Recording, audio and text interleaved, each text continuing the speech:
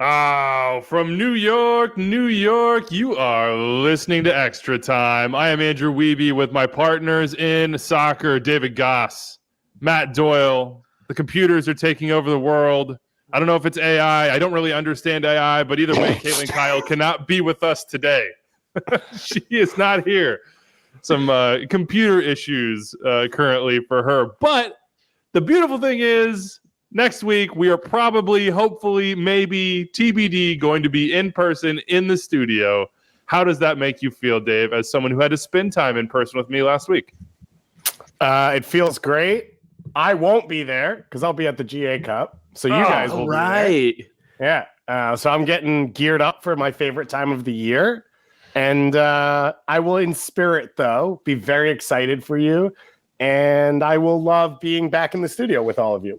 Give us the quick 30-second pitch on the GA Cup for non-sickos, for people who are like, what is GA Cup? Why should I care about this? GA Cup is every MLS academy against some of the best international club academies in the world. And like the Real Madrid, Boca Juniors, Manchester United, like that level. Come on, River Plate. Fair enough. And the pitch is, I think, 6 starters from the Granada game for the U.S. are GA Cup alumni. So that's the pitch, is you're going to see the best players in this country, as well as, I was doing some research, Enzo Fernandez, Julian Alvarez, Giovanni Simeone. Those are all GA Cup alumni as well. Piero Hincapié for Ecuador. So some of the best young players around the world, you get to see them first. You get to see them play a little before the coaches, sand down the edges, a little bit more flair, more personality. I remember the first time I saw Weston McKennie playing all 11 positions at the same time before Lucci was able to get him a little bit more refined. That's the pitch. How do MLS teams do in the GA Cup? Do they get worked? No, not at all. One of the things that's tough to talk about, I actually was talking to an international scout about this last week, is it's every MLS club versus the best international, right? So you're not seeing the worst Bundesliga clubs come versus the worst MLS clubs. You're seeing the best in the world against all of the MLS clubs. So what you're saying is we need a Leagues Cup, but for GA exactly. Cup, right? But it's the total breadth. This Champions League stuff just doesn't tell us the complete story. We need a Leagues Cup. But the MLS teams have come on leaps and bounds over the last 10 years. It used to be you'd hope one MLS team could get to a semifinal, and now consistently MLS teams win.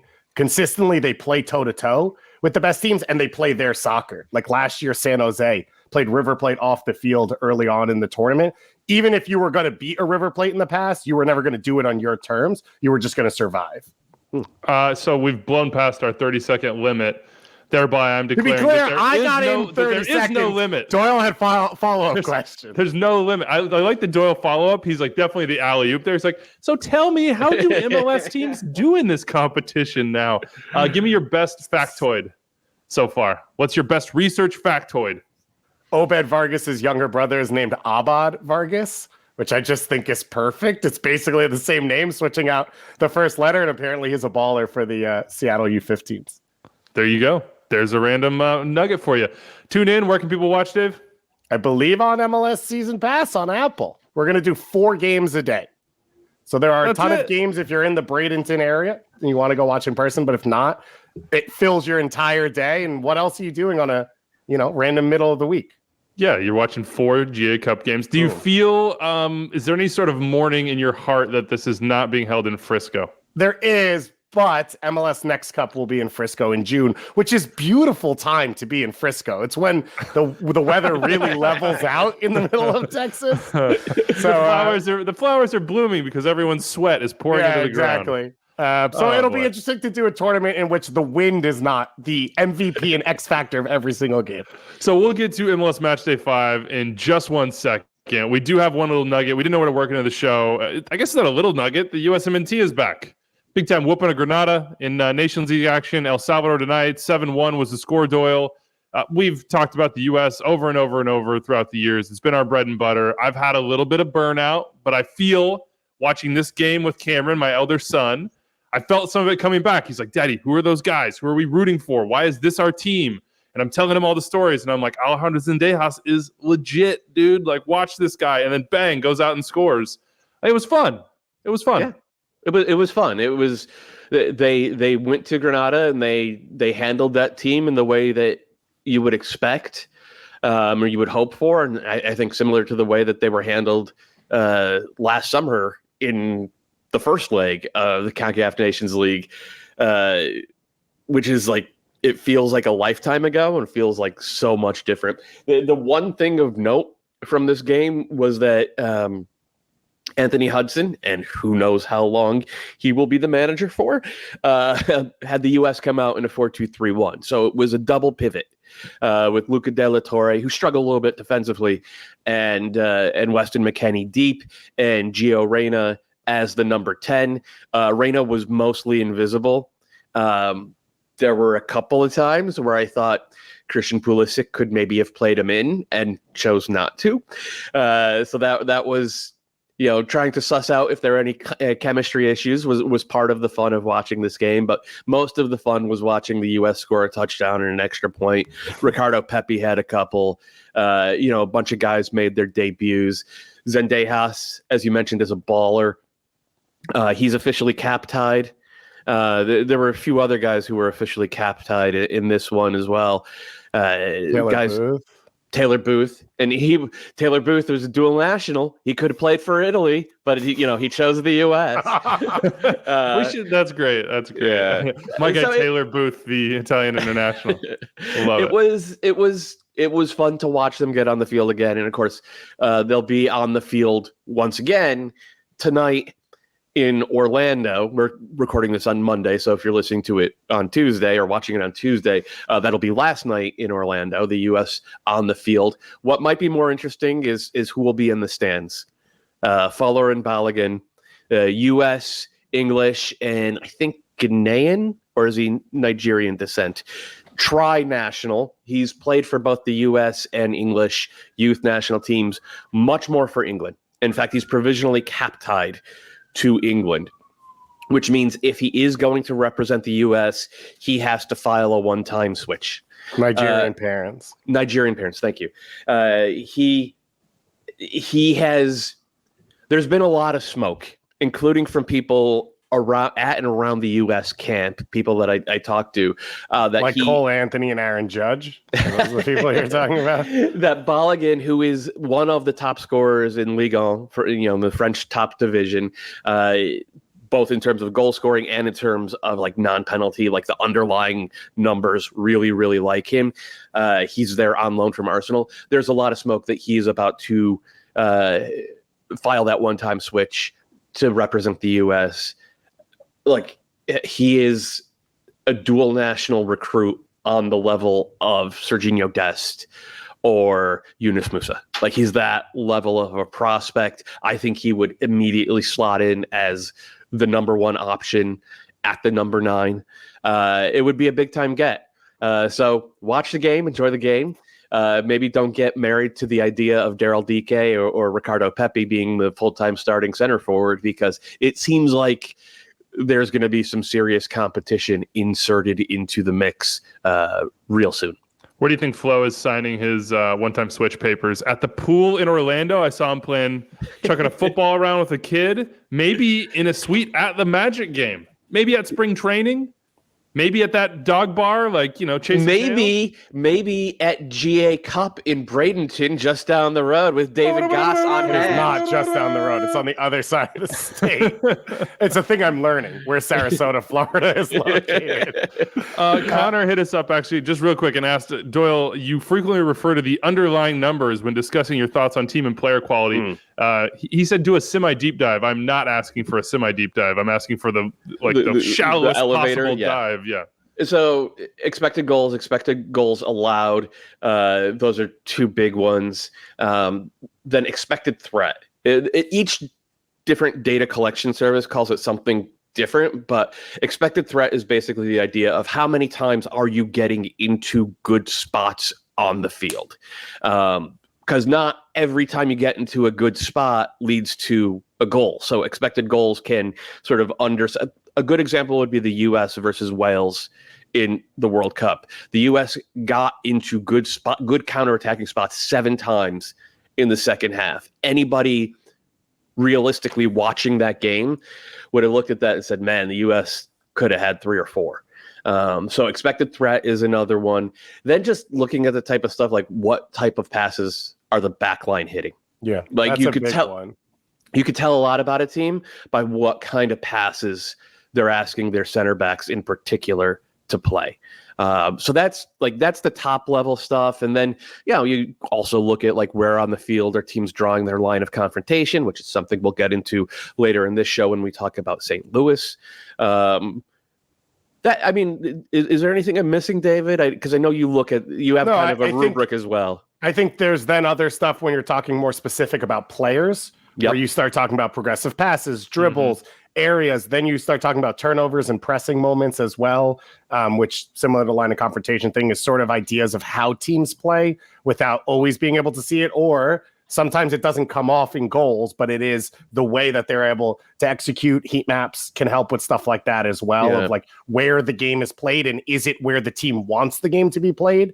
And that is an element on its own, whether they lead to goal all the time or not. So I would say those are the other ones that stand out. Yeah, I think that's a good summary. I like that. Okay, let's get into match day 5. You didn't ask me my favorite thing about the national team. Oh, sorry. Go ahead. It was in the first half when GA Cup alumni Joe Scally slid the ball up the field to Pulisic, who crossed it into GA Cup alumni Ricardo Pepi, who scored right before GA Cup alumni Brendan Aronson was able to put a goal in, where GA Cup alumni Brian Reynolds gave him some width, and GA Cup alumni Weston McKinney supported him. So that was mine. But I will say this: I know it's not the highest level game. It was fun to see Pulisic be happy and like have fun. I agree with the game. Like he enjoyed the way he played. And one of the things with Pulisic has always been when he presses, it feels like he plays worse. By presses, it means like putting pressure on himself, wanting to be the man. This looked very comfortable and natural for him, and he was lethal. So the opponent helps, but it was cool to see him out there with everything he's dealt with injuries and Chelsea and all that stuff, to sort of just be the player that he is at his best. Given the fact that that Flo was born in Brooklyn, may play for the USMNT, is sort of a man of the world in so many ways, do you feel, Dave, that he's more of a true New Yorker than you are? Sure. I'll give anyone that status. Okay. I don't care. The nature of being a true New Yorker is you don't care what anyone else thinks. Good answer. Anything. Good answer. Okay. I would say the truest New Yorker in the national team pool is Jonathan David, but that's another conversation. That's really good. That's really good. All right. Doyle, what's the best thing you saw on match day 5, which of course had a lot of chopping and rotating and changing because of the international break? Some people might complain about that. I found it to be an interesting exercise in depth and in finding out about new players. And we found out about an old player with not new tricks, just tricks he hadn't yet shown us. He has shown. He has shown us a lot of it. Not for the Rapids. Yeah. Not for the Rapids. Kévin Cabral's goal was the best thing I saw.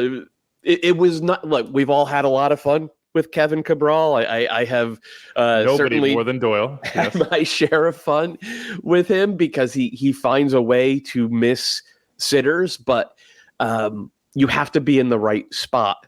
You have to understand where goals come from to miss a sitter in the first place.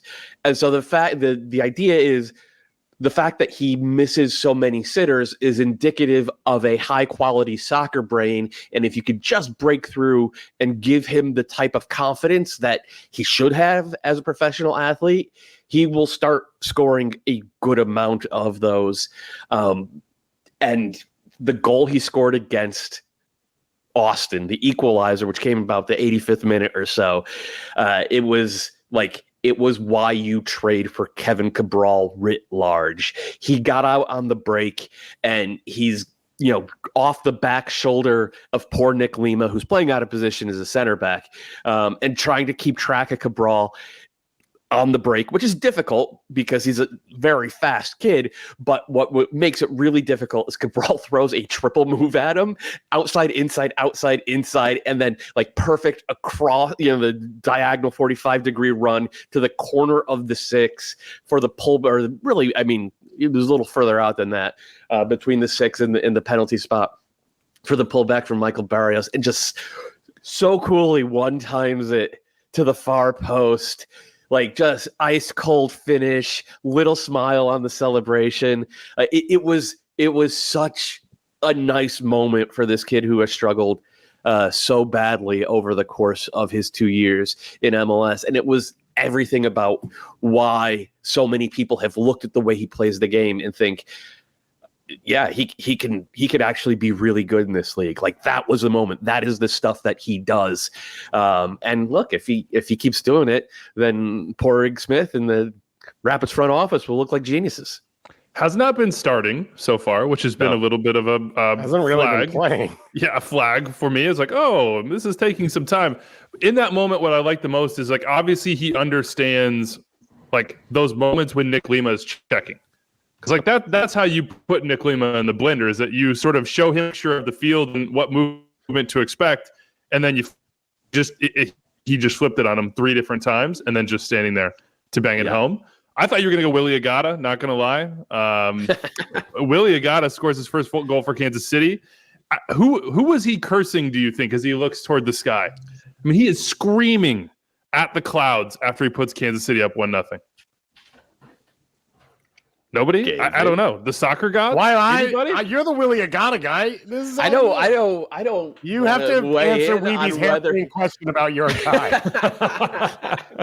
That's not my responsibility this time. Tell me who this person you don't personally know was yelling at when he looked at the sky. All I know is whoever it was, it didn't work because it backfired on him. Hey, as long as he scores goals, man. And maybe he was apologizing to me for not giving me enough padding in the Golden Boot race. But I mean, it is at least a little bit interesting. I think if we had picked the top 5 contenders for a Golden Boot in 2023, we would have had Agata, Vasquez, and Cucho all in that top 5, right? Yeah. And all 3. Cucho, you would have had Agata. You would have had Agata. I do not know that was a universal feeling. Well, top 10 at least then. How about that? But like, both Agata and Brandon Vasquez got their first goals of the season this weekend on rebounds. On just being on the balls of your feet, playing for the rebound, being in position to do the fundamental things that good strikers, from Erling Haaland down to whatever level you want, good strikers always play for rebounds. And it's just, if you're a kid listening to the show or watching the show, that is something, like, burn that into your head, man. Like, play for the rebound, because you'll get 7-8 goals a year just off of that.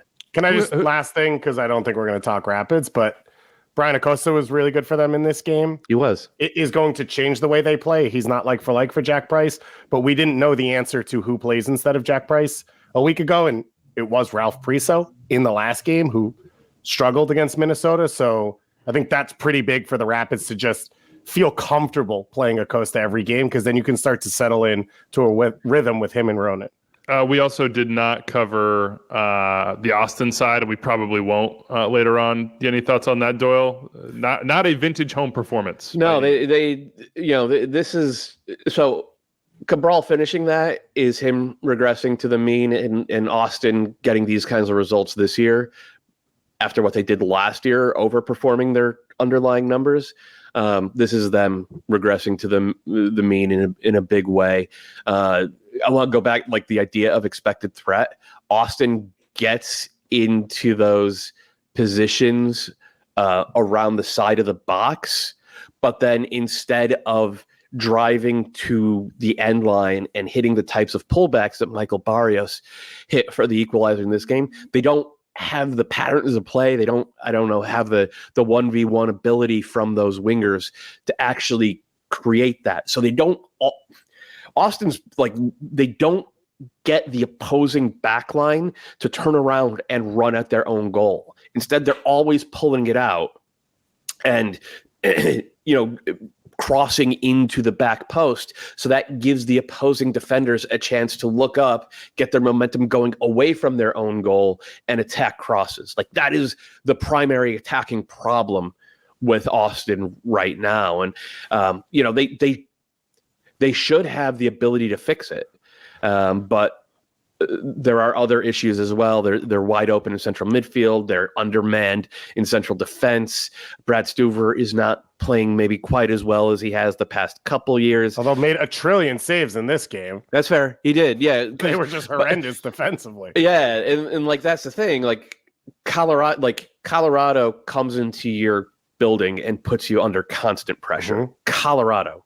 winless Colorado. Like this is, I think we're like next week Austin goes to LAFC. You do have to flag Visanen being out and Visanen being out, and then also Owen Wolf, which they've had some. But the fact is that they can't survive those. We won't reiterate the depth. The fact is their leading goal scorer is a guy that they didn't think would be a starting fullback at the beginning of the year. Yeah. And now he's their leading goal scorer. Yo, say his name with your chest. John Gallagher. We know that Megan does. What? What is that? Wow, Doyle. Shot across the bow. Whoa. Okay. Look, I apologize to report that Anders is doing the early math, and any of us are leading the Golden Boot race so far this year. That's the Tom Kalin team, which apparently you have Jordan Morris, Dave, and you're not leading. That's a blight on your resume. Well, I have Carranza and Gazdag, who obviously were both out this weekend, so that's a little bit of a rough one. I don't really remember who else I have. Do the math, Anders. We'll report back into the show. Dave, what's the best thing you saw on Match Day 5? I'm going to go Brooklyn Reigns and the Houston Dynamo. GA Cup alumni or no? Yes, GA Cup alumni. Well, MLS Next Pro alumni as well. And Houston on one side. Houston's a club that had to restart their academy. They went down the wrong road. They didn't run it well. They were not competitive in Texas for talent. They have not done a good job developing players and pushing them through for years. Brooklyn Reigns is kind of their Cade Cowell or Nico Tsarkis, right, of the first class of trying to restart things. And so for them to be at a spot now where he's the next guy in when Coco Carrasquilla is away on international break, and I thought he was phenomenal in finding the game around their stars in Ache and Amin Bassi and what everyone else was doing, and bringing a ton of energy, covering a ton of ground, creating dangerous situations, including helping create the penalty kick. That was awesome for them. And then you look at what the Houston Dynamo are doing and getting wins without Sebas Ferreira, getting wins in this one without Coco Carrasquilla, who I think most of us said would be their MVP this season and is their best player. That's massive for them against a good NYCFC team. And they're enjoying the soccer they're playing. Like, it took them 2 weeks. I thought the Revs game week 2 was a step back from the Cincinnati game week 1. And then since then, they've progressed in the possession that they create, the chances that they create, the way they're using Ache, the way Corey Baird fit in as a center forward in this one, what Bassi has brought to them now in back-to-back games with a goal from the penalty spot. This is a different Dynamo team. This is a different Ben Olsen team. I think Dynamo fans are ecstatic about it because they get to go to a stadium and enjoy watching their team play. So an OptiJack stat that blew my mind. It's been 2014 since the Houston Dynamo have recorded consecutive shutout victories in a single regular season.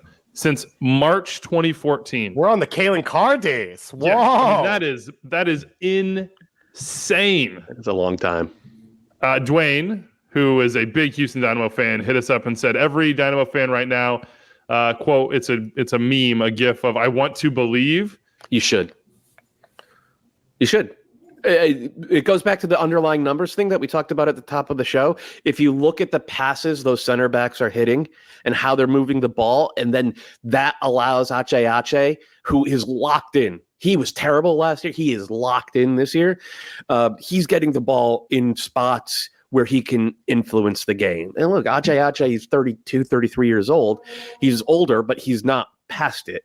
And he's one of the all-time great midfielders this region has ever produced. And that is then allowing everybody else in that front 4, 5 really sometimes, to play better soccer. It's fun, man. The Dynamo have been fun through 4 weeks. They don't have a ton of talent, right? They still need to figure some stuff out. Daniel Steris at right back has been nice, but like he's a stopgap measure there. The number 9 thing, I'm not sure Sebas Ferreira is their guy. So I don't think they're sure Sebas Ferreira is their guy. Correct. Dude's been healthy on the bench for 3 weeks. Yeah. Now. So like there's still some maneuvering to do, but like I believe. So believe, when you say that to the fans, what does that mean? Believe in 6th, 7th, 8th, somewhere around there, playoff team.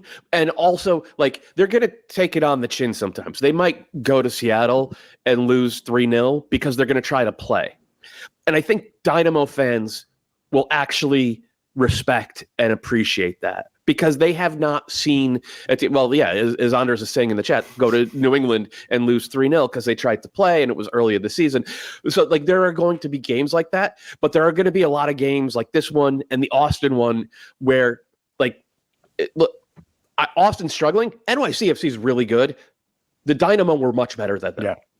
And there has not been a lot of that in Houston for a decade. The Ben Olsen possession-based manager. It's always been there, man. You just weren't looking hard enough. He spent years doing his art, which I wish I could afford, and thinking nobody will ever say the phrase Benny Ball ever again if I have the opportunity. What do you make of this, Doyle? This sort of switch in ways of sort of saying, okay, we're gonna be a team that wants the ball. I love it personally because I love teams that try to play with the ball, and I think it makes for a higher upside. I think just traditionally, if you look at teams that win MLS Cup and Supporter Shield, they tend to have that club in their bag, maybe even as their default. It's not unprecedented for a manager to leave his first job and come into a second job with a more evolved or refined point of view on what wins. And I think also worth remembering, DC United was not exactly at the top of the spending curve during Ben Olsen's decade in charge. Like he was, I'm not going to say he was hamstrung by their roster building approach, but he was not spoiled for choice for the most time. So let's be clear. They were out here like picking up sort of like veteran scraps around MLS and being like, yo, Benny, make it good. And the fact that he was able to make it good multiple times, even though there were the epic seasons of being at the bottom, I mean, was credit to him those moments as well. That's why he was there for more than a decade. Also, one of the things, as Doyle said, it's not uncommon for a manager to leave one job and sort of reassess things. Ben Olsen is the same age as Wilfred Nancy. Yeah. He's like a few months older than Steve Cherundolo. He is, in all intents and purposes, a young manager who just had a job for a really long time. So not just do you develop coming out of a job, you develop as a manager. Like he just got kind of thrust into it. DC was a bit of a mess in the way they were operating on all fronts when he was there. But this was one of the things Houston sort of said when they brought him in, is like, this guy isn't fully formed as a manager yet. The perception of him is one thing because he had a job for so long, but he, again, is the age of a young manager in Major League Soccer. By the way, one of the strengths that he had, obviously, in that previous job, and we saw it with Rooney and with Lucho as well, was that he understood how to motivate and get the most out of big players and just put them in position, whether it's him doing that motivation, just to where they felt invested. And that was missing with Ache last year, very clearly. Yeah. Yep. And so just to get that part of it back, forget all the tactical stuff, forget everything else. And there's so many other things that go into the job, but just that individual aspect from Ben Olsen changes the entire season, the entire outlook for the Houston Dynamo. Believe, says Doyle. All right, my best thing I saw on match day 5, Dénis Bouanga and the amazing rice. It's both the best thing and the worst thing, because I was doing the pregame show and we were like, the rice milk guy over here. Yeah. Whoa. That's an inside reference from a Brooklyn breakfast this last week, which I still don't really understand, and now nobody else does. They're with me on that one. But Dénis Bouanga was out. He was going to be with Gabon on international duty. They had 2 games in this window. And then we're doing the pregame show on MLS Season Pass, and I'm like, yeah, Dénis Bouanga's out, and Stipe Buke is in, and we'll see how he performs, because they don't have Dénis Bouanga. Did I mention there's no Dénis Bouanga? And they flashed Dénis Bouanga smiling on pregame warmups. And then they flashed the lineup, which previously did not have Dénis Bouanga on the bench, and now has Dénis Bouanga on the bench. And it was a whole thing because Dénis Bouanga decided, yeah, I'm in Gabon, but I'm getting to LA. I'm finding a way. I'm flying to Istanbul. I'm going to hit a 3-hour layover. I'm going to fly from Istanbul direct to Los Angeles. 13 hours of total travel. I'm going to touch down at LAX at 5:27 p.m. I'm going to get to BMO Stadium a little bit more than an hour and a half later because LA traffic. I'm going to enter the match less than 4 hours since I touched down off a plane from Istanbul, and I'm going to score the game winner 20 minutes later. So let me ask this. What a day. He played 90 minutes 2 days before. Well, this is a question everyone's wondering. So the travel is longer than what Sebastian Giovinco did, I think, to get from Italy to Toronto. The goal is probably not of equal quality. No, it's not. So which one stands out more? Does the extended travel trump the quality of the goal? I think the quality of the goal would trump. Okay. I also think in that moment, Giovinco's place within the league was maybe a tad higher. But I don't think he played 90 for Italy. I could try and go back that's and probably find a it, good no instinct idea. on your part, I would say. I don't know. I was just gobsmacked by this entire thing. I was like, did I just see a ghost in pregame warmups? Denis Bouanga is in Gabon. He's not in LA. And lo and behold, there he was. And for LA to not play well, Steve Cherundolo said it after the game. He was like, that wasn't good from us. That wasn't our best by any means. For them to do that and win against FC Dallas, 10-man FC Dallas aside, that's huge 3 points for LA. And that's a moment that they'll remember with Denis Bouanga and his commitment to being a part of this team and this season. Big news now in extra time. We did not let the computers win. Live from Minnesota, in Minnesota United training gear. The unbeaten Loons are well represented on this show by one of two Kalins that work with us on Extra Time. Kévin, Kyle, you've made it, Kalen. You've won. Yeah. You know what? I was actually at my therapist appointment from the fight that me and Sasha had on set in studio on Saturday. So I'm good. Mentality back on track, ready for Extra Time this Monday and ready for a good week ahead. So Kalen, I'm proud that you there. persevered. I did. I Through those persevered, tech issues. a little bit of a struggle on Sunday when I woke up. But hey, we're undefeated still, baby. You know who else is undefeated? St. Louis, baby. And that is the best thing that you've seen in match day 5. City can't stop winning. We're at 28-point font in the rundown for City. 5 straight games. It's incredible. 7 is the record to start a season by 2012 Sporting Kansas City. The 2 teams that have done the 5 straight are that Sporting KC squad, as well as the 1996 LA Galaxy. How'd they do it? What makes it special? What vibes did you get in Salt Lake? I feel like a broken record, honestly. But I mean, this was the one game because everyone's like, okay, when will they start to dip? Will it be Real Salt Lake? Will it be Minnesota United at home? So me being me, I'm thinking, you know what? I said that they were going to win this game, but in my head, I'm like, okay, they're going to Real Salt Lake. It's a really difficult place to go and play. The altitude, they're going to have to change how they play a little bit. They can't be that high pressing team. They went out and smashed them 4-0. 4-0, clean sheet. It just doesn't make sense to me anymore. Genuinely doesn't make sense to me anymore. You have Klaus that, yeah, okay, call it what you want to call it, a gift back passed again. I want to know if he has like an invisible button on his sleeve where he just presses it and people like don't see him because that's his, I think, 3rd goal like that. I mean, this team is just clicking. We spoke to the manager after we were extremely lucky to speak to Bradley, and we said, what is your recipe to winning? And he said, look, everyone's on the same page. We're not letting the outside noise trickle in. And now we kind of got the target on our back thinking this isn't an expansion team anymore. This is a team that is dominating Major League Soccer, going 5-0-0, clean sheets galore, 4 goals against Real Salt Lake. I'm nervous. I'm not going to lie. I'm nervous for next weekend against Minnesota at home because they are truly creating something special. They've shed that expansion tag in record time. We're not an expansion team anymore. 5 games, 5 wins. This is how we do it. It's incredible, Doyle. I mean, there are some aspects of it that you just kind of have to shake your head. I mean, Pablo Ruiz coming back for his first appearance of the year for RSL, a guy that, look, the David Goss, Pablo Ruiz fan club has been... He let me down, man. Popping for a while now. And he just stares down Klaus and passes it to him. Santa Claus, as we were saying. I mean, there are aspects of it that are just sort of like, how the hell is this happening? And then there are aspects of it where like, yeah, of course this is happening. Like they're well organized. Bradley Carnell had 6 extra months. They got their players in early. They understood the profile that they had. And, and I don't want to say it's the same, but 2012 Sporting Kansas City was a pressing side, and this St. Louis side is as well. Maybe that works early in seasons if you have it well tuned. Oh, historically it does. Historically speaking, historically speaking, teams that play against the ball get out of the gates faster than teams that try to use the ball.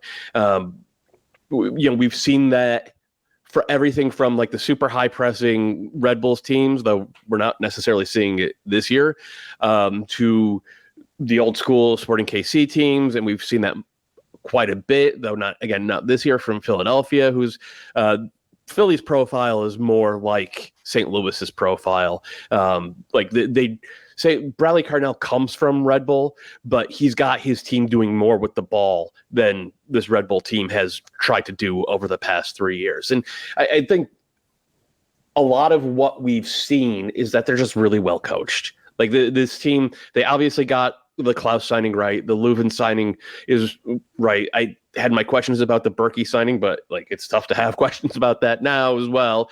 But also the number of young players or veterans who were nothing but fringe players in their career who are suddenly looking like full-on very good MLS players, like starting caliber players. When you have that many boxes checked, that's a sign that the coach is probably really, really good. That's one. And then two is the other sign that the coach is really, really good. Like, yeah, Klaus got that gift. Well, first of all, it was already 2-0 when Klaus got that gift, right? Like because St. Louis is good on set pieces, which is another sign of being really well coached. St. Louis is like their principle in the attacking third is get more runners into the box than the other team can handle. If one person's going vertical, we're all going vertical. And that's what led to the second goal. But also, Ruiz had the ball on his left foot. RSL's game model is anytime Ruiz has the ball on his left foot, he's going to hit a switch. He's going to hit a long diagonal, going to try to put the fullback on the weak side into space to play a two-man game with the weak side winger. And so Klaus was just sitting on his left foot, and with Loffelson, for some reason, having completely vacated central midfield, like Ruiz just panicked. And like, yeah, it's a gift, but it's a gift of like having your scouting report right, having done, whatever film work you needed to do with Klaus and with the midfielders and with Joe Aquini. Like all these little things keep adding up week after week after week. 5-0-0. They're not going to stay undefeated, folks. But like they're not here by accident, right? It is you make your own luck kind of thing. And that's why it's top of the league right now. So Doyle, you consistently, I think over the last few years, have questioned the end point for Red Bulls because of the weather and the travel and pressing. Yeah. Do you feel any differently about St. Louis if you're comparing them closer to Philly? I will have a better answer after this weekend's game, because Minnesota right now, they are putting numbers behind the ball. They are defending in the goalkeeper's lap, and there's nothing wrong with that, right? Like this is when you lose your best player, you're the guy who everything is built around. You're probably going to regroup and trade possession and field position for space to counterattack into, and those are traditionally the types of teams that direct pressing teams have struggled the most with.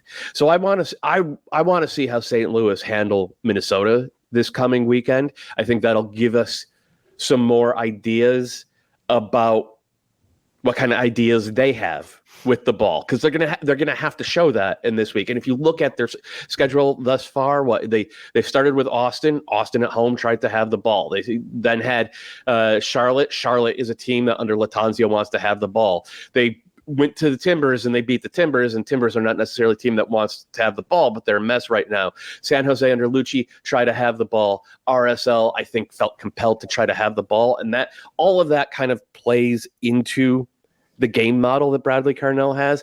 I'm not sure Minnesota does. It's going to be a fascinating game to watch. I'm not sure it's going to be the prettiest game to watch. But Doyle, come on now. Don't get me started. I just finished therapy. It's going to make for some really good entertainment on MLS 360 at the very least. Can't wait. We know that for a fact. Let me I'm making my number one game to watch on Saturday just for that specific reason. Let me flip this question back to you, Dave. You just got one on Doyle here. How should Red Bulls folks be feeling about the fact that their guy, essentially, and Bradley Carnell, is in the other conference doing this sort of work? Not to say any negative things about Gerhard Struber or the current project or anything like that, but like this is a guy that was a potential solution for their organization. Yeah, I think Struber is a high-level manager in this league, and I think in general you won't feel bad about it. It is proof of concept for Red Bulls, which is that they don't just focus on enhancing and collecting players. They do it with people. We talked about this with Jesse Marsch, right? Ralph Ragnick identified Jesse Marsch as someone he thought was a high-level soccer mind and had him in the global Red Bull family, wherever that may be. And that's something the Red Bulls have done for a while. We see what has happened for Chris Armas under there as well. And I think it's a selling point to bring in other high-level assistants and other people into your program to say, this is a place where you can get an opportunity, and this is a place where you can get seen. Troy Lesane, who is their assistant right now, was the New Mexico United original GM and manager. That's one of the best expansion teams in USL. I think he's sort of targeted as the next manager, and I think it shows, if you're a Red Bull fan, that you can trust the organization, that they understand smart people and how to put them in decent positions. I don't know that the Red Bulls' reality would be different under Bradley Carnell than Gerhard Struber. I actually think Struber helped because he could demand more from Red Bull organizationally in terms of spending, because they spent on him to bring him and gave him promises, which I think he has turned around and said, now you owe me. Let's go get Van Zier. Let's go pay for some of these players. I would say from this whole project, I look at Orlando not really using Gioacchini, what they need out of center forward play at times, and I think what they've gotten from Duncan Maguire, and think they have missed out more than what Red Bulls have. Because when you look at the way Gioacchini plays, how you can play through his feet, how he can set up guys around him, and what Duncan Maguire, I think, has done at his best, which is setting up those wingers in that 10, whether it's Ojeda or whoever else. That, to me, looks like a bigger miss from Orlando than what the Red Bulls will be looking back at. Orlando would like to have a Klaus probably as well. Klaus, here's a quote from him after scoring 2 goals. He's got 5 on the season, 1 assist, a goal contribution in every single match so far. And Klaus, in his words, in Brazil, we say, it's my mother crying or their mother crying. I don't like to see my mother crying, so I always go hard. I just had to read that quote. It's absolutely wonderful. It's 5-0. It's Minnesota, then it's Seattle, then it's Cincinnati. A lot of people are hitting us up saying, how long is this going to last? If they win these 3 games, not only would it be the greatest statistical start, that would be one of the great runs in MLS history. Yeah. Just those 3 games alone. If you go and win at Seattle and you beat this Cincinnati team, like that by itself is impressive. So yeah, I guess if they win the next 3, we could create a new trophy and just give it to them already, and they will be the early starting champions of MLS. Mm-hmm. How do you think Minnesota will approach this game? Kaylin, we're already looking ahead. Have to do it. I think, well, obviously, like I've spoken to Adrian, and obviously since the last game, getting the point out of it in the fashion that they did, players obviously weren't happy. They were missing 7, 8 if you're including Emmanuel Reynoso with that one. So they're going to have their full squad back, which is huge. Now, there was a lot of players traveling very far for international, Michael Boxwell, New Zealand. But if I know Adrian and I know his mindset, yes, defensively, they've been sitting in because they've had to remake this team without Emmanuel Reynoso. Obviously, they're a pivotal player, but they have Robin Lod that can kind of come into that number 10 position, the new signing as well. I don't know if he'll be available. Obviously, he's got to still get his visa. But this team, if I know Adrian, I'm thinking, okay, you're going to St. Louis. You're going into a packed stadium. You're going to a team that literally has everything on their side. They're 5-0-0 in Major League Soccer. Adrian's going to pick his moments in this game, and he's going to make it a really frustrating game. I think he'll sit in, pick his moments, when to press high up the pitch, try to catch them on the quick counterattack, try to maybe win this game on set pieces. And I think if you're Minnesota, obviously this last game, they did pick up the point. They probably should have had 3 points. I think if you're going to St. Louis right now, looking at this team, which who would have ever thought maybe getting a point at St. Louis would even be in your mindset? I think he'll be happy. He's definitely going to go for the 3 points, but I can't not see him going all out in this match, considering how many players were gone away on international duties. He'll definitely pick his moments, but he's going to make it it's going to be like a grind game, getting in the heads of the St. Louis side, because you guys just alluded to it. They haven't been put to that task yet. They haven't been able to go into a match and have to break down 2 banks of 4 or a back 5. Or teams sitting into a low block. So I think Adrian will kind of switch just tactically a little bit in this match, considering all the players that he'll get back. I'll have a better look this week because I'm going to go into training. I want to take a look and see like how things and how he's going to set up for this game, because it's going to be really interesting, like you guys just alluded to, because St. Louis is flying high right now. Yeah. What an amazing moment in MLS history for us to be sitting here after 5 match days of the first season of St. Louis City and being like, look, if Minnesota and I can go in there and just get a draw, they're going to be really happy. It's going to end a historic run. Like, those St. Louis fans, those City fans have got to be on. It's almost like they've been waiting one. 97 years for something like this. Yeah. And it all It's a perfect storm. It's a wonderful story. It was not a wonderful performance from RSL. We have a question here. How bad did RSL look from non-RSL perspective? As an RSL fan, it looked abysmal. Doyle, give us a quick nuggie on RSL. I had them 29th in the power rankings. It was a shocking performance to me in the sense that they had 2 weeks to prepare for it. And I think that's all I would say is that you had 2 weeks to prepare for it, and that was your end result. You've got to sort of go back to the drawing board a little bit. All right, let's go move on. The Crew Kids slap Atlanta United up, 5-1 winners. Atlanta, the match 6-1. day prior. Was it 6-1? Oh, yeah, you were saying Atlanta the match day prior. Atlanta won 5-1, and we thought that was a big margin of I thought you were victory. stealing goals. Yeah. No, and I'm not. I would never take a goal away from Max Arfstein, ever. Would never do it. 6-1 win in Columbus for Wilfred Nancy and the Crew. For the first time since '96, MLS's inaugural season, 4 players on the same club recorded their first MLS goal in the same match. Jason Russell Rowan never scored last year? He didn't, no. I was he scored shocked by that. 25 goals in MLS Next Pro, was the MVP of the division. Had 2 assists, I believe, last year. Yeah, and he drew a penalty, I think. Yeah. He's really So I was good. shocked by that, too. Immediately when he scored, I went and looked at it. I was like, wait a second. You mean But GA Aiden- Cup alumni, Jason Russell Rowan? Thank you. Aiden Morris gets his first MLS goal. Philip Quinton, another wonderful story, gets his first MLS goal. Philip Quinton was cut by this team.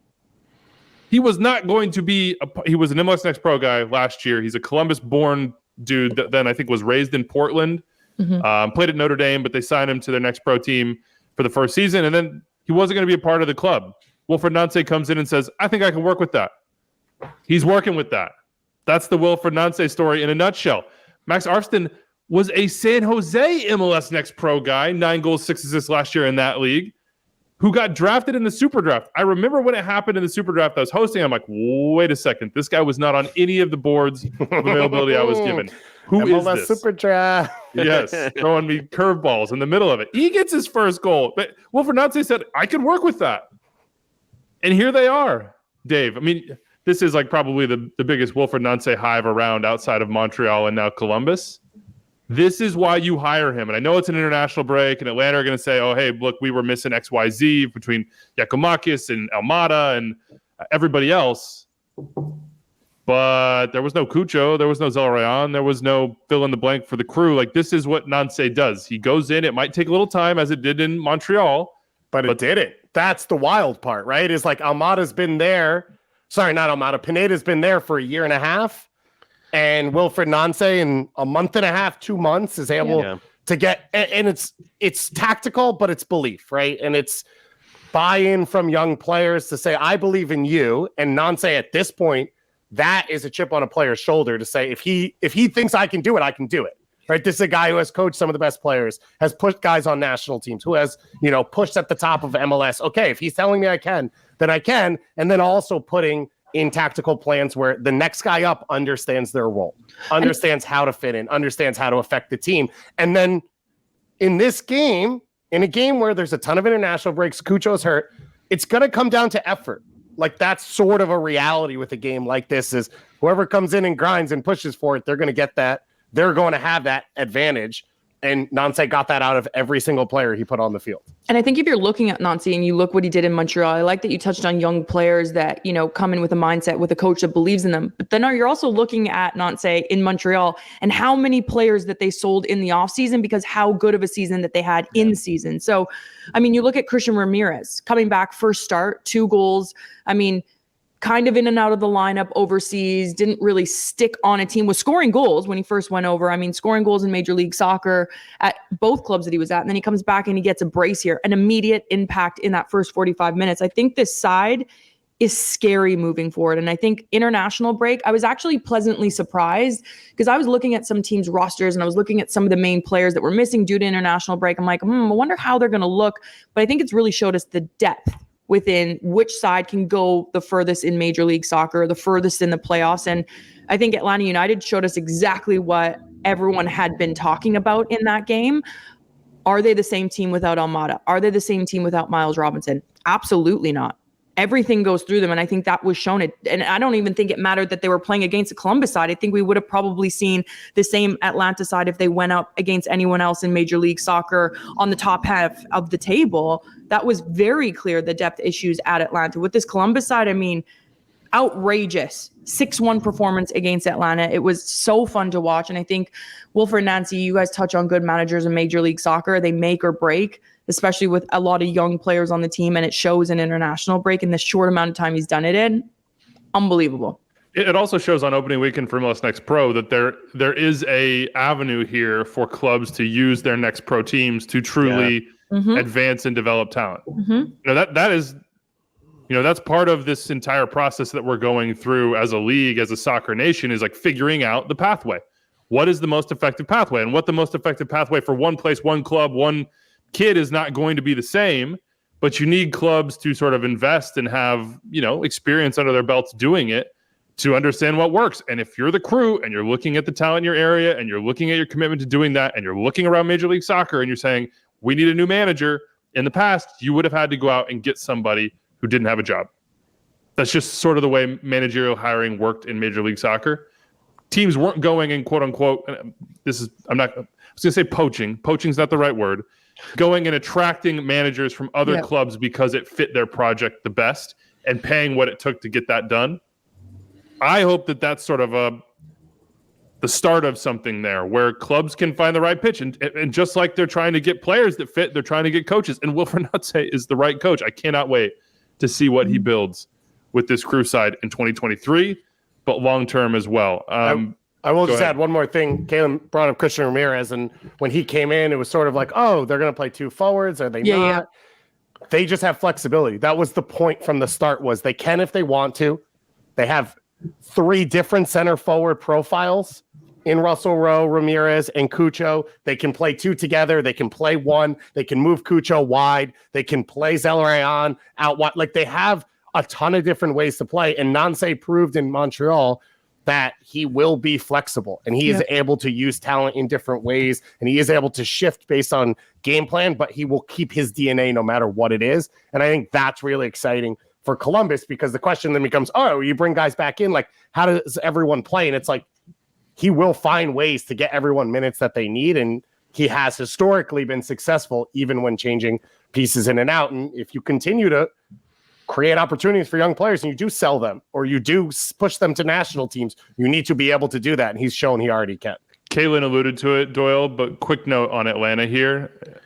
What is Gonzalo Pineda taking away from this game? You can't play Franco Ibarra as a single pivot 6.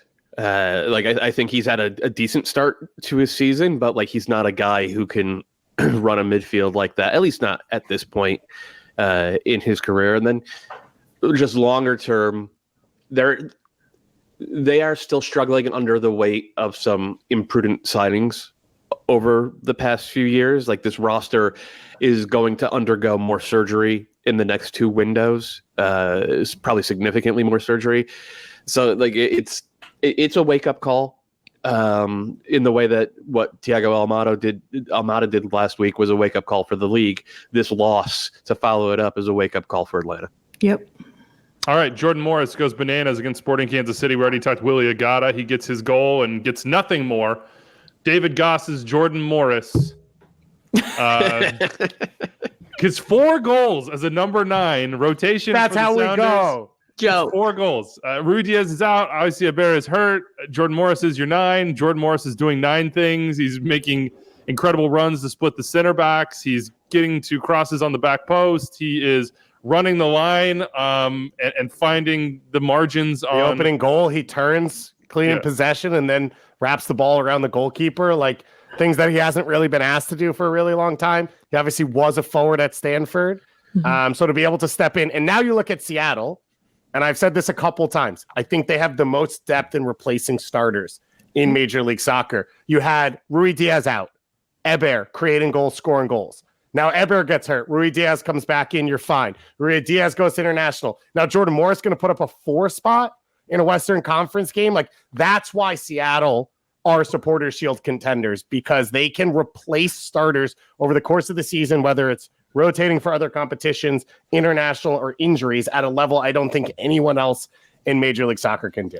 I have to ask though. Sorry, I have to ask, because I saw a post-game interview with Morris after. I don't know who was doing it. Whoever was on the call for the game, apologies, because I can't remember. But he had said and asked the question, and I'm so happy he did. He was like, "Are you the new number 9 for Seattle Sounders?" And he goes, "No, we have too much quality in the side." But as a manager, if you're seeing the combination between Chu and Morris, are you not thinking, maybe I'm onto something here, or do you just leave as is? I would leave as is. I would say you have the option, but I would trust Jordan Morris's performances on the wing and Raul Ruiz Diaz's performances at center forward more than guaranteeing Leo Chu is going to get me 2 or 3 assists a game when he hasn't done it. He had 4. Years. He had 4, by the way. He tied the league. He had the tie. No, including secondary assists. He tied the league I didn't record. know we were playing hockey. That's my bad. Sorry, and it was Andres Cordero and Jamie Watson that were asking the questions on that. I just thought it was a brilliant question because it's so true. Like, I'm looking at this game and I'm thinking, yeah, okay, Rui Diaz, unbelievable player, but if I'm scoring 4 goals and I'm having 4 assists, I am not touching that combination at center forward and left wing. But this is why Seattle has been as consistently good as they have over the years, because you have a national team player in Christian Roldan and Jordan Morris who are willing to play out of position week in and week out in different roles for the better of the team. And so, like, you're right. And in most clubs, it could potentially lead to an issue. But they know that in the roles they've played, they've won. And they've won at the highest level in the history of this league. And they're willing to. I mean, Christian Roldan was we put him on top 5 wingers last year. And he's like, yeah, I'll play right back. He's been a best 11 quality winger for a while. Yeah. In MLS. And he did it. And he was in the conversation at center mid. And he could do it at right back if you need him to as well. Like, all of that is ridiculous. But that mentality, and this was why I believe it was The Athletic put together the anonymous GM piece. And almost every GM said if they were starting an MLS team, they would take Christian Roldan on his contract first to build their team around, because you have a legitimate top 5 player at multiple positions and leader who will do it for you week in and week out. And Christian Roldan was like, yeah, we'll send that to my agent real quick. I got you, Christian. You do it. I got you if you're going to keep doing it. Appreciate You're his new agent. Take Craig 10%. Weibel. Hey, Craig, have you read this piece on The Athletic? Have you seen this right now? By the way, I saw a cool chart on Twitter, which is the XG created and conceded, and it's inverted. So basically, you're trying to be at the top of the curve. Too early? Too early. 8 games. Sounders are at the very top of it. I'm just saying. I'm out of my coffee, so I'm like, I'm gone for this segment. Yeah, make it. These underlying numbers. Here, Kalen, you're going to I got some too, but it's cold. This basement, it gets chilly quickly. The studio's gonna be nice and quality Kalen's control in on snow the in Minnesota, HVAC and Weeby's complaining about the cold. Weeby, zip it. I live down the block from you in Jersey. It was 70 degrees there yesterday. yesterday. Anyway, let's keep it moving here. LAFC, any big thoughts on LAFC? We dug deep into Dénis Bouanga. Maybe we hit Dallas on this one. Austin Lovell. Go ahead. No, you go ahead. No, you seem like you had something to say.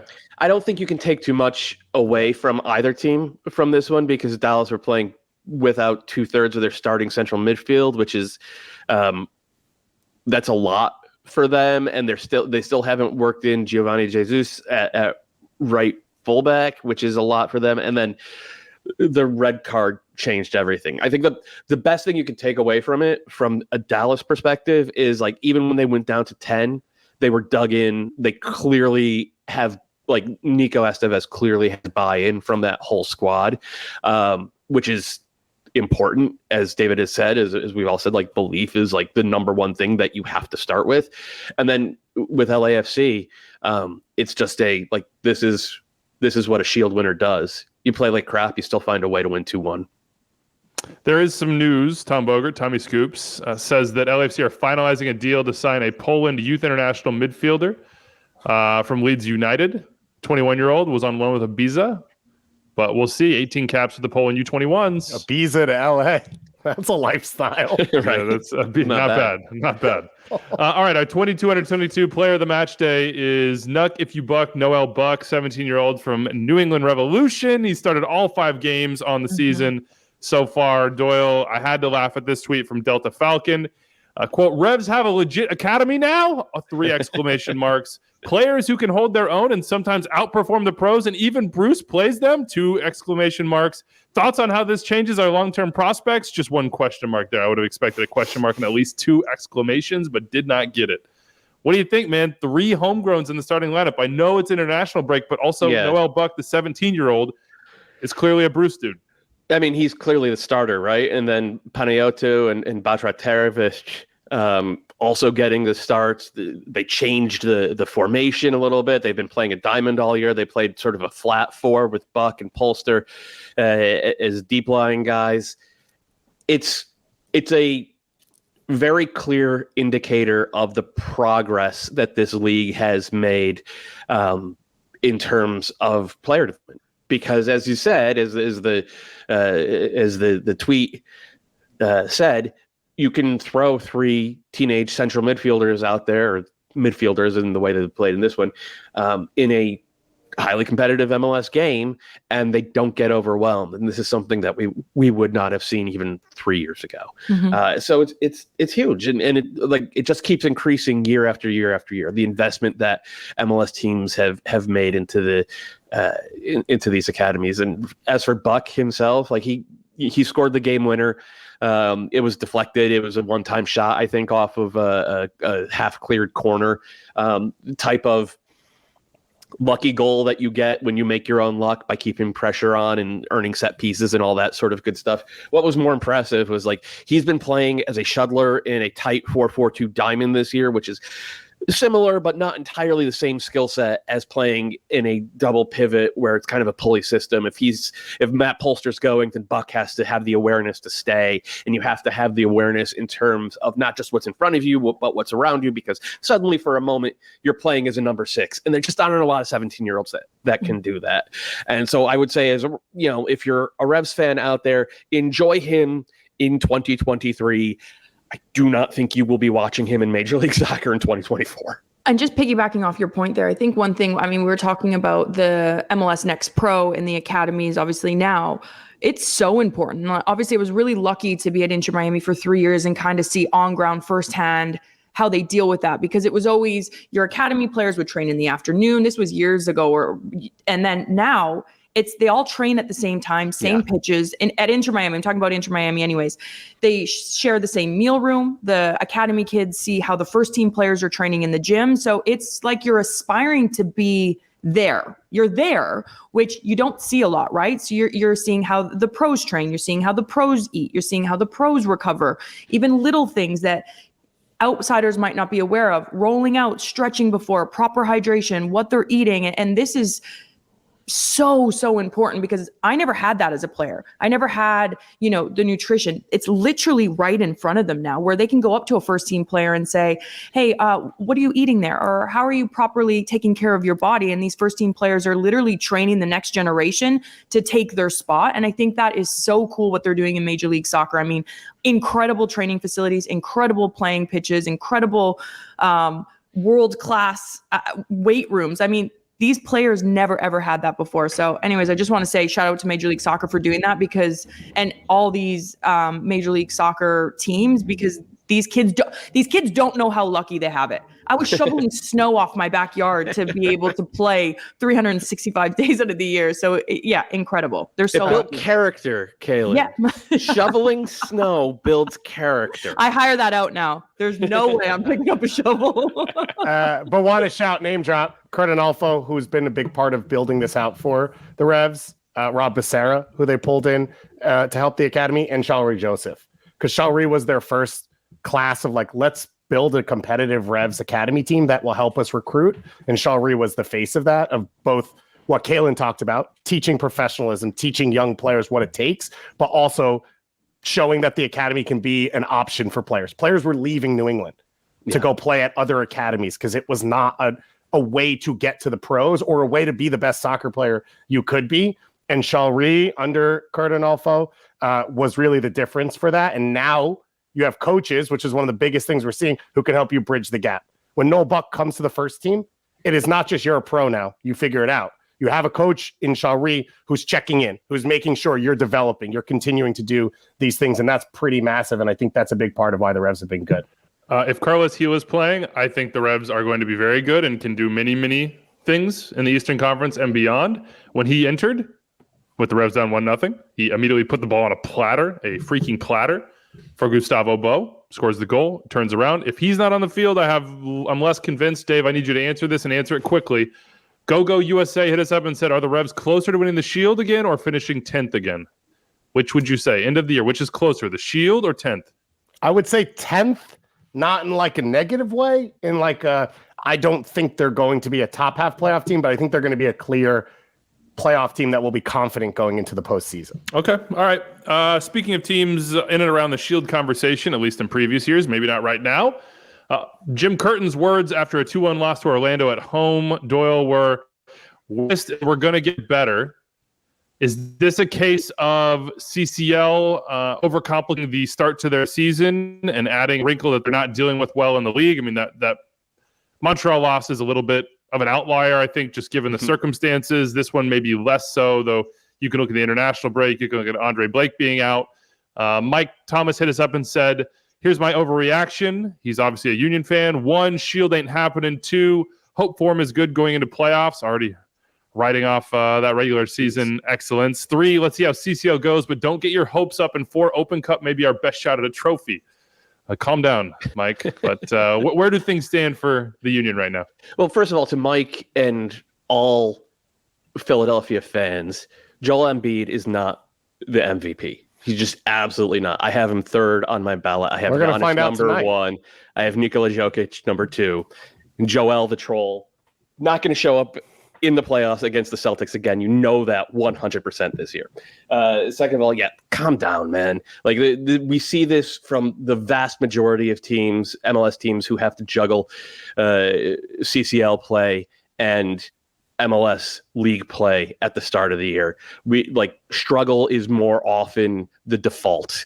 And that's happening to the Union right now. It's compounded by the fact that Andre Blake is hurt, and how soon he comes back from that injury is going to determine whether or not Philly are legit threats to win CCL.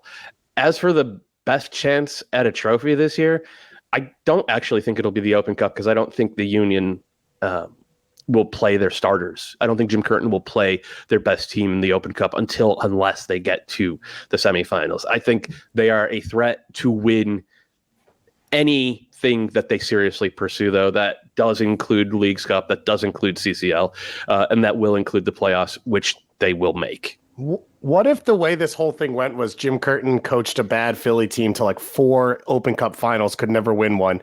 Then he was able to put together a good Philly team, and they end up winning Open Cup as the only trophy this year? It would be just a bizarre turn of events. Speaking of Philly, let's go to some of the disciples who are doing their thing in Ohio. That would be Pat Noonan, Chris Albright, and co. They go to Nashville. They beat Nashville for the first time. They win on the road, 1-0. They're now a good road team. I mean, I think I'm going to just erase the triple spoon years from my mind and my memory at this point, because it feels like we're not going back there anytime soon. Brandon Vasquez gets his first, Kalen. And FC Cincinnati are very clearly legit, and they understood one, shining principle when you play Nashville, which is that if you give Nashville the ball, you have a good chance of them not doing enough with it for you to nick a goal and win. Yeah, I think the biggest takeaway from the Cincinnati side, obviously huge for Brandon Vasquez to get on the goal scoring sheet, because that was one of them. You could see how much it meant to him as well, going to the crowd, just the look in his face when he did score. That almost just takes that pressure off your back, especially after going off such a good 2020 season. So now I feel like those floodgates are going to open up for him. But you look at this Cincy side and you look at that, I always call it like a front 3, front 4 with your midfielders, and whether they play 2 front or 3 is scary. But what they've done is they've put together a full package now. So maybe it was Chicago, was it 3-3? Correct me if I'm wrong, right? Yes. Mm-hmm. Other than that game defensively, they are one of the best defensive sides in their conference. They're more compact. They don't give up that much at the back. They don't give up that much centrally. They're more difficult to play through. They almost make teams try to play around them to get service from wide areas. So I think for the Cincinnati side, it's obviously getting your goal scorers like a Brandon Vasquez, that confidence to put the ball into the back of the net, which now he has. And then for me, they have such good players. So to go to Nashville to get a 1-0 performance in the fashion that they did, hats off to them. I think the Cincy side is going to be a team, MLS Cup champs, I'm not sure, but I think go far in the playoffs and really put a test to a lot of people and teams in Major League Soccer. I've been so impressed with them. In this one, by the way, it was Matt Miazga. They kind of came out flat, and he's just screaming at guys. Yeah. Like, raise the level. He's screaming at the ref. And this is what you want. He went and got him for it. As Galen said, now they have other ways to win games. He can be elite, and he's doing all the things on and off the field that they look for. I mean, they win this game without Malik Pinto. But I will say this to Ryan. Lucho Acosta, baby. MVP. Front runner. That's a reference to a Twitter argument that was had. And everyone came after me. Now, if Atlanta is this bad without Thiago Almada, I sort of get your argument. It's like the Peyton Manning got hurt and the Colts sucked argument. But Lucho, every week, on the field, winning games, Supporter Shield contender. I don't know. I'm just saying. I don't know. I don't know, Doyle. But people are talking. I don't know, Doyle, but I think maybe Shaqiri, as John and Easton both suggested on Twitter to us. Maybe Brian Gutierrez. I've got a Brian Gutierrez jersey, so I'm not really the most qualified to talk about this in an unbiased manner, but perhaps you can lean in, because Brian Gutierrez has been legit in the Fire win on a Kai Kamara late goal. He's an objectively better soccer player than Xherdan Shaqiri is right now. It just is what it is, right? At some point, we have to accept that the kids that we're producing can really, really play. Gutierrez showed it throughout this game. He showed it throughout the previous game, and showed it throughout the game before that. And Shaqiri has never put together a 3-game stretch in MLS where he has looked anything like what he was supposed to. It's tough. It's tough for people to wrap their heads around. But it just is what it is. And I think the reason Fire fans are in my mentions and in extra time mentions saying that even when Shaqiri comes back and is healthy, that Gutierrez should stay as the 10 is because I'm not having that. When Shaqiri comes back, Brian Gutierrez should stay. I mean, he ran this game. That's they scored. You need to find a solution to have them both on the pitch at the same time. And they scored. There's no way you're taking Shaqiri and putting him on the bench. Well, I'm saying you don't put him as a 10. That's fine then. Yeah. But you have to have them both on the pitch at the same time. So changing a system, changing the formation. I will about wide, right? I will say that Shaqiri has not played like a guy that you have to have on the pitch. He just hasn't. He has not been that in MLS, and it's been a year and a half almost. I would love to be the coach in front office that tells their owner that the $10 million they spent was for a super sub. Well, that'll be when someone says, "Who wants to go tell the owner?" That'll be the sound. Unfortunately for the Fire, they have some experience with that exact scenario of going to the owner and saying, "Hey, that DP contract we signed, it's not working out. We just got to make this guy a TAM and attack a couple years on it." They've had some moments of self-reflection to do, but a big win for the Fire. Congratulations to Kai Kamara, 140 goals now, 5 behind Landon Donovan on the all-time list. This was his first ever stoppage time winner, by the way. Really? Yeah, I couldn't believe that stat when I saw it, but Opta tweeted it out. It's absolutely insane. Yeah, this is crazy. His 10th club he has scored for? 10th club. Correct. Played for 10, scored for all 10. Mm-hmm. FC Cincinnati? Didn't he get drafted there and traded immediately? Wasn't he one expansion team? He was on the roster, but I don't think that counts as him. Yeah. But it's a good historical asterisk. I like that. Matt Skinner hit us up, and we're not going to discuss this much. Maybe we will do it midweek. He said, Inter Miami started hot, have now lost 3 straight after Gregory went down. Team looks lost without Gregory's leadership out there, and they'll play 3 of their next 4 matches on the road. How should Neville turn this around and avoid an all-out early season tailspin? We'll talk about that more midweek. Let's turn to Portland, LA Galaxy. Not really going to go into the Galaxy here other than to say that they just can't find that other gear. Like, they can keep the ball. They just can't progress the ball into dangerous positions. And Greg Vanney's been saying it for a couple weeks now, basically talking about the momentum of play and decision-making therein. It also helps that, like, when you progress the ball to your wingers, like, it's kind of a I forgot this black game even hole happened. of production. Their wingers are When you tough. brought The up whole the game's Galaxy, rough. I'm like, why are we talking about the team on the bye week? Yeah. Well, unfortunately, God, this the game Galaxy was were the team that we got in their own window, in Yeah. addition to the absolutely decimated Portland Timbers. I am interested in to talk about, though, with you, Kaylin. Ivicic is going off here. Quote, "I've been ready and healthy since game one. Everything else you're going to hear is a lie." He, of course, was... It's not an antagonistic way to put that.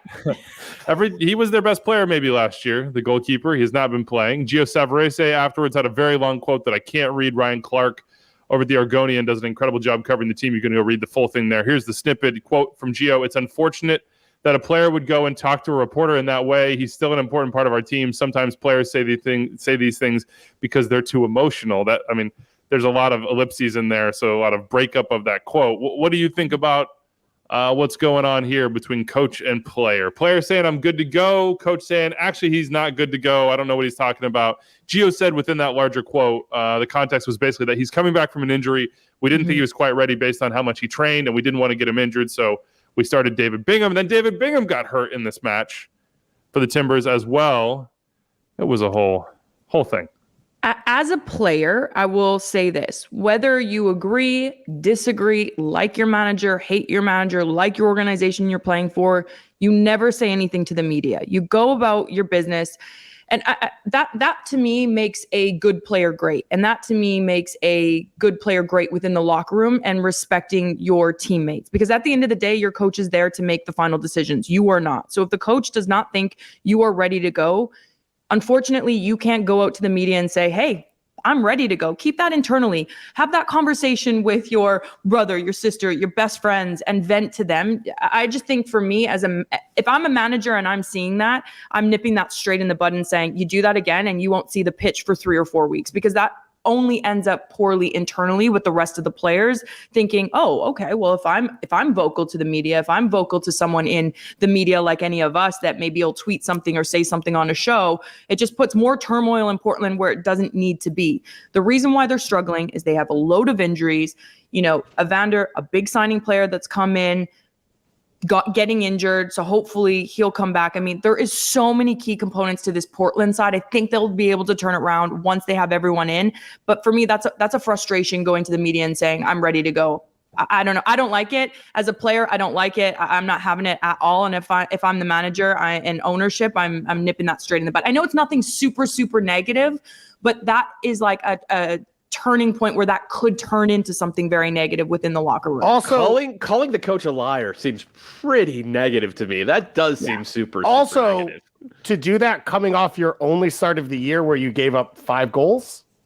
Like, I get it was a bad spot in Atlanta. They put out a bad team. They were not going to win that game, but you're a goalkeeper. You just conceded 5 goals. Is now the time to be like, "Look, come on, guys. How come I can't get in the team?" Like, that seems like a weird time to choose. Did he say the coach is a liar? Did he use those words? He said everything else you're going to hear is a lie. And who else is talking about his fitness except the coach, the GM, and maybe his teammate? I don't know. I don't know the player personally. I think it's really a tasteless thing to say. I'm sorry. I don't respect that. Now, as a player, you go around your business. Keep your mouth shut. Well, you're getting paid to do your job. While I agree with what you're saying, if I was a different MLS team who needed a goalkeeper, you better believe Ned Grabavoy's getting a phone call from me and being like, so this young goalkeeper that was good last year that you just signed to an extension, if I'm Montreal, if I'm DC maybe. Yeah, but unfortunately, players in this league, Portland has all the power in this one. So don't piss off the people that feed you. Sorry, you can beep that out. Because they're not going to just let you go, especially if you're a good player thinking that they can get a lot of money. If you're a cancer within a team, other teams are looking at that as well. Because as a manager, I'm thinking, okay, it's a young kid. Young people sometimes say stuff that they do regret. But I'm thinking, are we going to bring someone in that could potentially, if they're not getting their own way, throw their toys out of the pram? Probably not in Major League Soccer. There's a lot of good goalkeepers within the United States. We know this. It's a hotbed for goalkeepers. I don't know. I'm not having it. Sorry. So he's going to come at me on social media, probably call me a liar, but I'm not having that. What is Pram? That's first Sorry, time. it's an No, English I liked it. term. I was like, mentally, I was like, check mark. First time Pram has been used on this show, no doubt about it.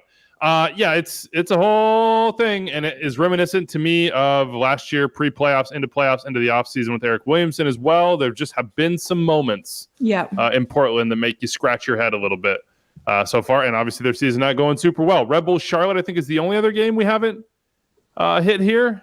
I'll say instant replay hit this one particularly hard. There were 2 red cards in this match that were not called. That it should have been beyond my comprehension as to why they weren't. Brand Bronico, lucky boy. Same thing with Derek Jones. My favorite moment of the game, because as I have updated you every week, Enzo Capetti antics are some of my favorite thing in Major League Soccer. He's an intimidating person. He goes to pick up the ball after they score to quickly restart. He looks at Sean Nealis and he goes, "Yeah, I'm not going here. Yeah, I'm not dealing with this guy." Sean Nealis just daggers like, "Bro, back up. You want to see a tattoo of Long Island? I'll show you." And it was a great moment. By the way, also in the Enzo Copetti files was John Tolkien chucking a ball back at him after getting shouldered in the back. And then Camille Joswiak coming off the substitute warm-ups to start a fight. It's a whole thing. This game was off the rails is one way to put it. Brand Bronico, straight leg, I mean, just serious foul play definition in the 23rd minute. And then Derek Jones had an elbow that I remain baffled as to how both of them stayed on the field. But in any case, the Red Bulls had 208 passes attempted. They completed less than 50% of those. And it was, and yet somehow, this is the thing, had 6 shots on goal to 1 shot on goal for Charlotte, who had to get a draw at home via own goal from Andres Reyes. So not exactly a shining example of much of anything, to be honest with you. Mailbag time. Robert says, "Hello, Extra Time. While I don't agree with all of your takes, all caps, the show is great for providing us listeners a view of what's happening in MLS, and I appreciate all of the perspectives. My question, if LAFC win Champions League, disclosure, I'm a Sounders season ticket holder and would actually prefer one more year of our hegemony before another MLS team wins. Shouldn't Steve Cherundolo be the USMNT coach front runner?" Oh, that's interesting. What do you think, Doyle? Steve Cherundolo for USMNT head coach. I mean, you would certainly think he would get an interview, but we don't know who's doing the interviewing. We don't know who is doing the interviewing to figure out who would be doing the interviewing. But we do know who said the no. That's one part of this process. Yeah, we do. We have seen a lot of, I don't know. I haven't put much thought into who the next U.S. national team head coach should be. I like that I like that Cherundolo is very pragmatic. Mm-hmm. The LAFC still have the same DNA that we saw them build out under Bob Bradley. Like, if you let them use the ball, they will use. But if you force them to go long, they'll go long, and they'll just shove it down your throat. If you give Chiellini time to build from the back, then he will pick passes and rip you up. And, Vela will get on the ball in the half spaces, or Timothy Tillman, who's been great. But if they need to dump it into the channel and let Opoku or Stipe Biuk or Bouanga beat a guy 1v1, they'll do that instead. And, oh, by the way, they're also vicious on set pieces. He checks a lot of boxes there. I don't think that makes him the front runner, but certainly someone who you would hope gets interviewed. Some other stuff too, by the way, is just national team legend, bilingual, worked in the German FA's youth system. Like he will be on a short list if it exists at some point in the next year or two. From a recruiting standpoint as well, you hear the way his players talk about him.